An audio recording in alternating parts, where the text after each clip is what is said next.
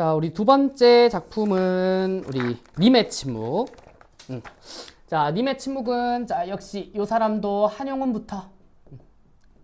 자, 아까 김소월도 여러 가지 관점으로 이제 시를 읽을 수 있는 사람이긴 한데, 자, 이 한용운은 더 한술 더 뜹니다. 자, 제가 항상 알려드리는 거. 한용운은 시인이자, 자, 두 번째. 자, 독립운동가이자, 그리고 김소월이 가지지 못한 직업, 승려.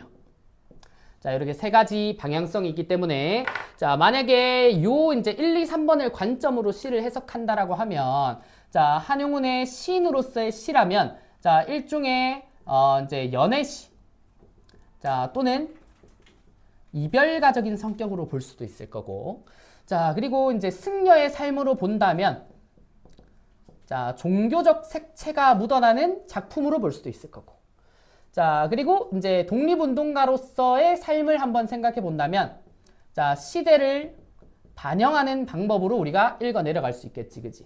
자, 그러면 우리 시를 해석하는 가장 이제 기본적인 관점은 1번인 시인으로서 봤을 때, 자, 요게 먼저 세워져야 나머지 2번, 3번을 끼워 넣을 수가 있게 되는 거라고. 자, 저는 항상 1번에 초점을 맞춰서 먼저 자, 해결을 해 드릴 겁니다. 자, 그러면요, 자, 시를 먼저 보시면, 자, 우리 한용운의 대부분의 시가 그렇기는 한데, 자, 님의 침묵이라고 하는 일단 제목을 먼저 볼게요. 자, 님의 침묵은, 자, 이 님이라고 하는 시적 대상이 되겠지. 자, 이적 시적 대상이 침묵을 한대. 말을 하지 않는다는 뜻인데, 자, 말을 하지 않는 이유는 다양할 거야. 내 곁에 일단 없어야 되고요. 아니면 나에게서 마음을 돌리거나, 아니면 초혼처럼 내 곁에 영영 사라져버린 사람이어도 되겠지. 자, 아직은 뭘로 잡기 힘든 상황이니까 침묵을 그냥 자, 체크만 해두고 넘어갈 거고, 자, 시 생긴 걸 보면 김소월 씨랑 좀 많이 다르죠. 김소월은 뭔가 정갈한 시처럼 생겼는데, 자, 요 시는 마치 짧은 줄글처럼 느껴지기도 해. 자, 요걸 우리는 자, 적어줄까요? 산문시라고 불러. 산문시. 자, 산문시는 어쨌든 서정갈래인 시가 맞아. 자, 시가 맞는데 산문의 형식, 즉 줄글의 형식만을 가지고 있는 시. 자, 근데 여기서 헷갈리면 안 되는 게, 자, 산문시는, 자, 민결아, 운율이 있을까 없을까? 무조건 있어야 돼요. 무조건. 자, 형식만 줄글이고, 무조건 격하게 끄덕끄덕 해야지. 자, 운율은 당연히 존재를 합니다. 자, 대신 이제 겉으로 보이는 뭐 외형적인 운율보다는 자, 속에 숨겨진 내재적인 운율에 뭐 한해서긴 하지만, 뭐 그걸 제외하고서라도 운율 형성 요소는 여러 찾아볼 수 있는 시라고 합니다. 자, 가끔 저런 걸로 문제 낸다고. 산문시는 운율이 없다. 이런 식으로. 자, 어쨌든 산문시의 형식이기 때문에 운문시보다는 조금 더 자, 본인의 말하고자 하는 바를 구체적이고 길게 표현할 수 있다는 장점 아닌 단점이 있겠죠. 자, 그러면은 바로 자, 요거는 이제 연구분이 있는 시기는 해. 연구분이 시기는 한데 크게 의미는 없습니다. 먼저 첫 번째 을 보시면, 자, 상황을 보자.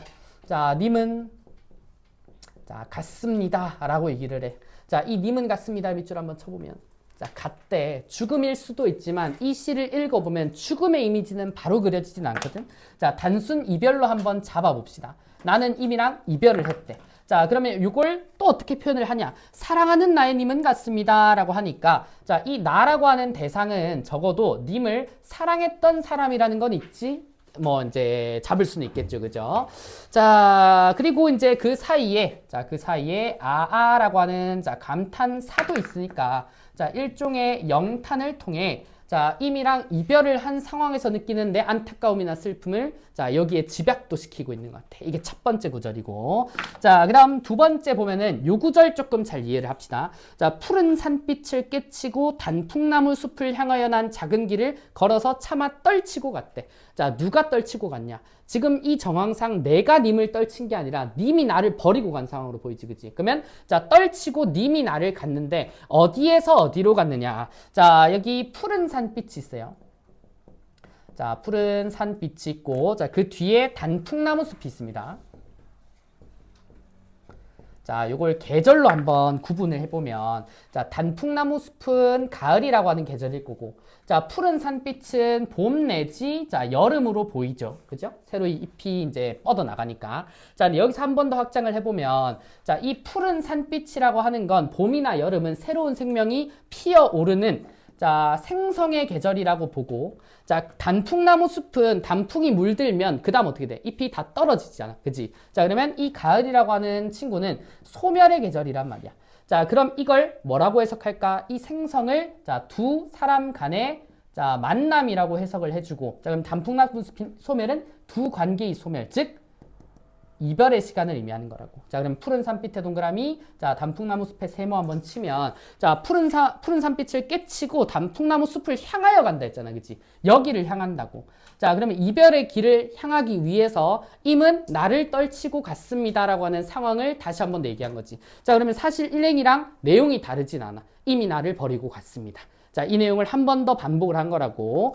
자, 그 다음 우리 세 번째, 자, 행을 가시면, 황금의 꽃같이 굳고 빛나던 옛 맹세는, 자, 여기 맹세라고 하는 시어도 나와요. 자, 이 맹세, 황금의 꽃같이 굳고 빛나던, 이래, 예전엔 그랬대. 자, 근데 이 맹세는 뭐가 됐대? 자, 차디찬, 자, 티끌이 되어서 어떻게 됐다? 자, 한숨의 미풍에 날아갔습니다. 라고 하는데, 그럼 뭐가 날아간 거야? 자, 이 맹세가 날아간 거지, 그지? 아까 푸른 산빛을 깨치고 그걸 버리고 단풍나무 숲으로 갔던 것처럼, 자, 이 맹세는 옛날 그 님이 나한테 했던, 우리 항상 이제, 학생들이, 남녀가 사귀면 그러잖아.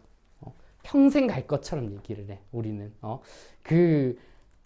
너네들이 이제 그러고 있을 땐 모르는데 확률상 그게 끝까지 가는 경우가 많지는 않죠, 그죠? 근데 어때? 그때만 해도 막 난 너무 아직도 좀 부끄러운 게 이제 학생들이 이제 연애하고 있을 때 막 여보 당신 하는 게 난 처음 너무 어렵습니다. 그걸 받아들이기가. 어쨌든 자, 그게 무슨 말이야? 다 이제 사랑의 맹세를 했었단 말이야. 안 깨질 것처럼. 그런데 그는 언젠간 차디찬 띠끌이 되어가지고 사라져 버린다는 거잖아, 그지? 그럼 여기에 세모 친 애들이랑 동그라미 친 애들의 이미지는 똑같은 거야.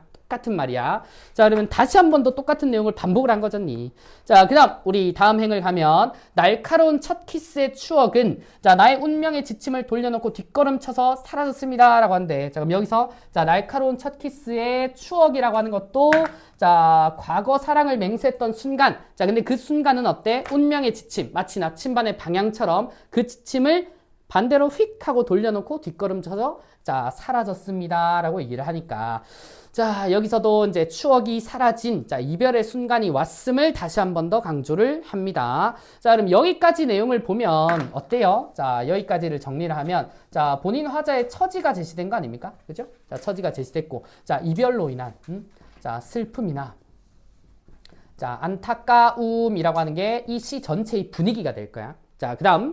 자, 또 화자가 나오네. 자, 나는 님의 향기로운 님의 말소리에 귀먹고 꽃다운 님의 얼굴에 눈 멀었습니다. 여기 전체 밑줄 치고 별표.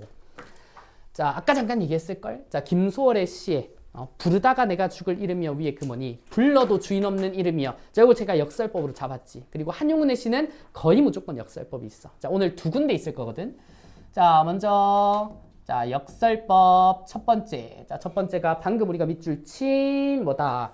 자, 향기로운 자, 님의 말소리에 자, 귀를 먹고, 자, 그리고 이제 그 뒤에 꽃다운 님의 얼굴에 자, 자, 눈 멀었습니다 라고 하는 요 구절. 자, 임의 말소리를 들어요. 자, 내가 듣고 싶은 소리잖아, 그지? 자, 그리고 님의 얼굴에 눈이 멀었대. 자, 물론 이제 이미 너무 빛나게 생겨서 막 차은우같이 되게 잘생겨가지고 눈이 먼다, 그러면 모르겠는데, 자, 그런 상황이 아니야. 내가 간절히 보고 싶고 듣고 싶어 하던 사람인데, 자, 오히려 귀를 먹었다, 자, 눈이 멀었다라고 하는 표현을 쓰는 게 어색하지. 자, 요게 표현상 모순인 거라고. 자, 그럼 뭐다? 귀 먹을 정도로, 눈 멀 정도로 자, 임을 간절하게 원하고 있더라라고 보시면 좋지 않을까, 그치? 자, 그리고 자, 밑으로 가시면, 사랑도 사람의 일이라 만날 때 미리 떠날 것을 염려하고 경계하지 아니한 건 아니지만, 자, 이 말이 좀 어렵죠? 자, 만날 때 미리 떠날 것을 염려하고 경계하지 아니한 건 아니지만, 밑줄. 그러면 경계를 했다는 거잖아. 자, 여기서 우리가 알 수 있는 게, 자, 이 승려로서의 삶으로 해석하는 방향 중에, 자, 우리 불교, 자, 요 사람이 불교니까, 자, 불교의 가치관이 들어가는 구절들이 있습니다. 자, 방금 밑줄 친 부분을 자, 미리 다 설명을 드리면, 불교엔 요런 개념이 있어요.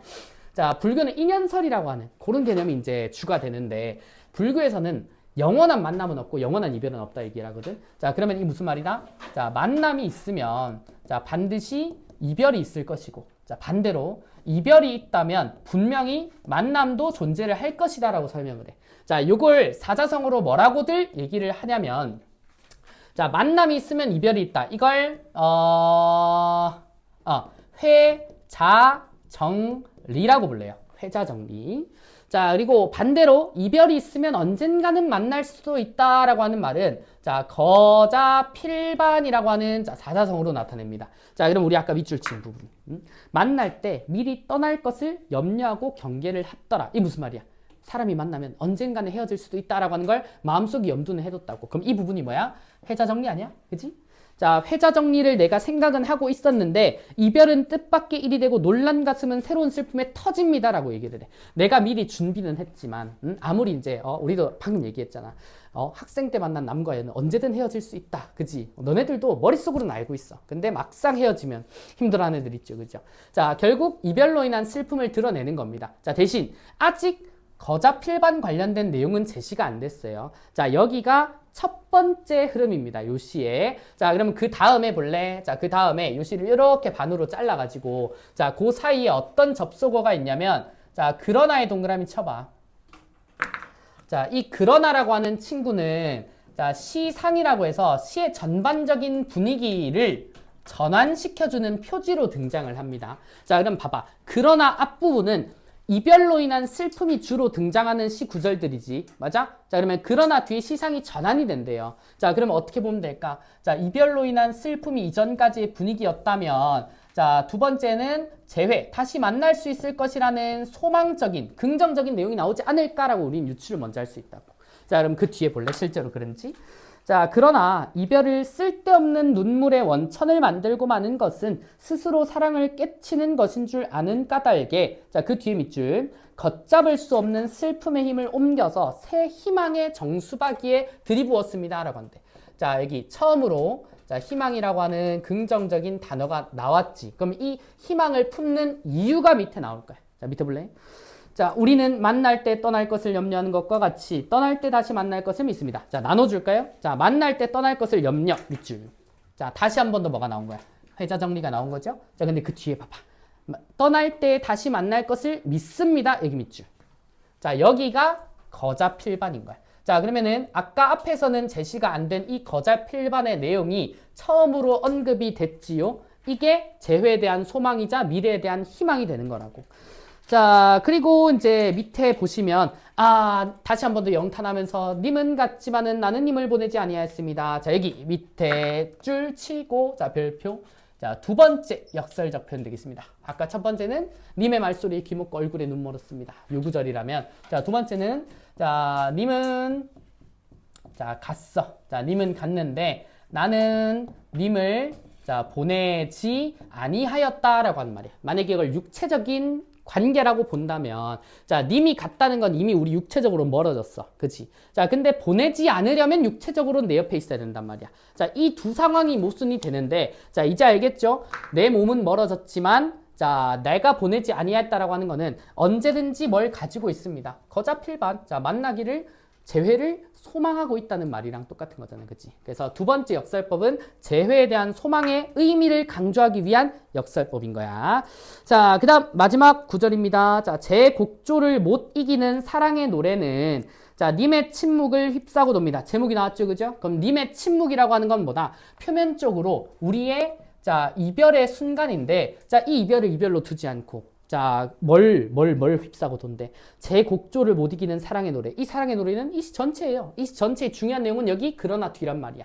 자, 내가 이미랑 언제든지 만날 수 있다는 이 재회에 대한 소망이 님의 침묵을 감싸고 휩싸고 돈대. 자, 그러면은 이별의 슬픔이나 한탄이나 체념으로 끝나는 게 아니라 재회를 소망하고 극복하기를 희망하는 시가 된다는 거지. 맞아요? 자, 그러면 요걸 방금 내가 뭐라고 읽은 거야?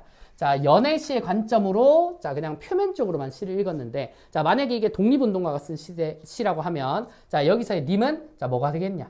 자, 조국, 잃어버린 우리 조국이 되겠지. 자, 그리고 맨 마지막에 이 희망은 조국의 광복에 대한 희망이 될 거고. 자, 그리고 이걸 승려의 시라고 본다면 어때요? 자, 승려가 아직 수행을 하면서 만나지 못한 부처님, 내가 만나고 싶어하는 그 대상인 부처님이 될 거고. 자, 이 희망은 뭐다? 내가 언젠가는 열반이나 깨달음에 이르리라는 이제 믿음이 되겠죠. 그죠? 자, 요렇게 세 방향으로 해석을 할 수 있는 시고요. 아까 우리 초혼이랑 좀 비교를 해보면 자, 둘 다 이제 죽음이든 아니든 임과의 이별을 주제로 삼는다. 자, 그리고 이별의 슬픔이 드러난다. 자, 그리고 역설법 같은 표현 방식이 공통이 되고요. 자, 그리고 이제 고에 대한 이제 뭘까? 고에 대한 이제 태도가 좀 다를 것 같아. 우리 이제 초혼 같은 시는 이미 죽었잖아. 다시 만날 수 없다고 생각을 하지. 자, 그래서 이제 임을 잃은 슬픔에 조금 더 초점을 뒀다면 이 친구는 이별한 거 그래 인정해. 대신 다시 만날이라는 게 우리 불교적 가르침이기 때문에 우린 언젠가는 만날 수 있을 거야 라고 하는 희망, 그러니까 극복에 대한 의지가 초혼보다 더 잘 드러난다는 거. 자, 요게 이제 두 작품의 차이점이라고 보시면 되겠습니다. 자, 이렇게 잘 엮어서 볼 수 있는 작품으로 추가적인 진도가 나갑니다.